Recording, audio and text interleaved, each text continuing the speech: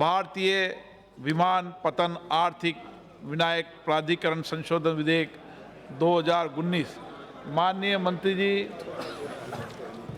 Sir, I rise to move that the bill further to amend the Airports Economic Regulatory Authority of India Act 2008 as passed by the Rajya Sabha be taken into consideration. माननीय सदस्य, अब माननीय मंत्री जी बोलेंगे, आपको बैठना है तो बैठें, सदन ऑर्डर में आने दें। माननीय मंत्री जी। Sir, given the lateness of the hour and the fact that it is a Friday evening, I will submit through you to the members only the essential points of the amendments that we are seeking to bring this evening. Sir,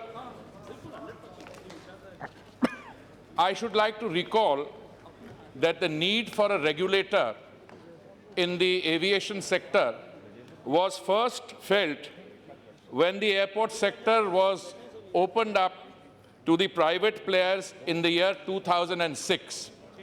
And this legislation came into being in 2008. And I would like to submit through you to the honorable member, sir, that contrary to the broad impression that is sought to be created, that there is some very big privatization program going on today, the reality of the matter is that the privatization of airports, which was undertaken in 2006 through the privatization of the Delhi and Mumbai airports, today constitutes 34% of all traffic, whereas the 6 airports that we have under consideration for privatization account for only 6%. Sir, एक तरफ 34% जिसकी privatisation 2006 और 8 में हुई जब ये legislation को लाया गया, और अब जो चर्चा चल रही है ये 6 हवाई अड्डों की अगर प्राइवेटाइजेशन हम करते हैं तो सब कुल मिला के वो 6% बनता है. Sir, this piece of legislation was introduced in 2008 and it has served its purpose because it seeks to determine the tariffs for aeronautical services. It protects the reasonable interests of the users and consumers and provides for the operation of efficient and viable airports. Sir, the main issue that we have to confront is that when the legislation was introduced in 2008, a major airport was defined as one which had a passenger throughput of 1.5 million passengers per year.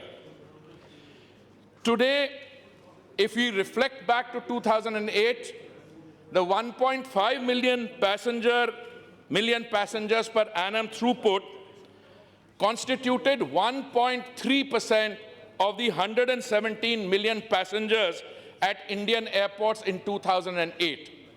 But 2008 से चलते आज 2019 में हमारी जो passenger traffic है, sir मैं आपके सामने और आपके माध्यम से इस हाउस के सामने रखना चाहूँगा. इस समय हमारे सिविल एविएशन सेक्टर की पेनिट्रेशन सिर्फ 7% है और ये ग्रोथ जो हो रही है 17% हो रही है. और इस समय जो ओवरऑल पैसेंजर्स की जनसंख्या है वो 117 मिलियन से चढ़ के 345 मिलियन तक चढ़ गई है.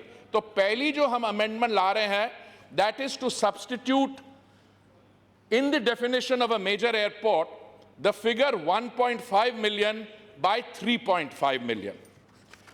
Sir, the second amendment is to ensure that those airports which have been privatized or those which we plan to privatize, we will insert a new subsection 1A in section 13 of the Act, which will be an enabling provision that in case the bidding document for the bid for that airport itself provides for a tariff structure or the amount of development fees, tariff or tariff structures which would be determined by the authority.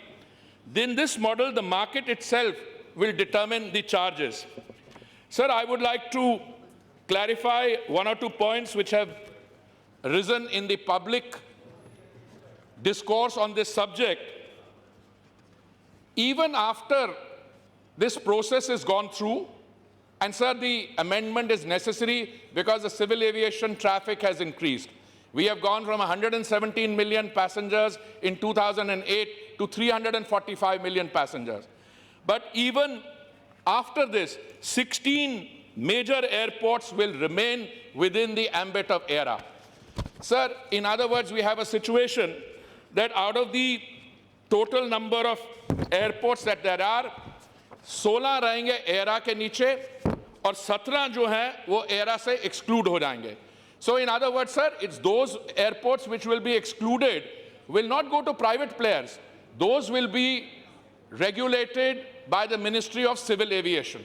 Therefore, sir, given the lateness of the hour, sir, it's always a great privilege when you preside over the House for ministers who are relative newcomers like me to present a bill.